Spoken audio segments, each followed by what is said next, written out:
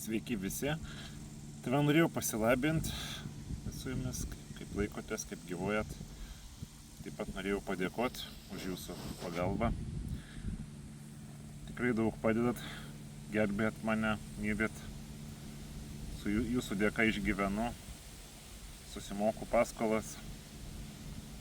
Viskas gerai, kol kas.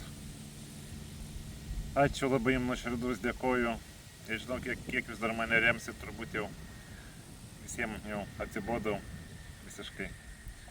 Bet kol padėsit, tai padėsit, dėkui, dėkuosiu. Atsiminsiu visus, bet kokiu atveju, kad nuspręsit nebepadėti.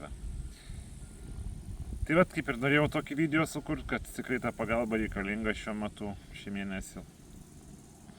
Labai mažai kas jau aukoja, norėjau pasakyti, tai sunku, taupau labai, stengiuosi.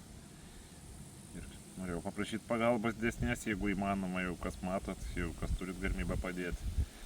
Žinau, kad dabar įvyko ta audra, tai turbūt visi turi kur tos pinigėlius padėti laisvus. Reikia viską atstatyti ir taip toliau ir taip toliau.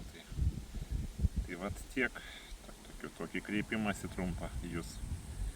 Jeigu galit padėti kažkiek, būčiau be galo dėkingas ir tikrai jūsų pagalbą atsiminsiu į gyvenimo galą.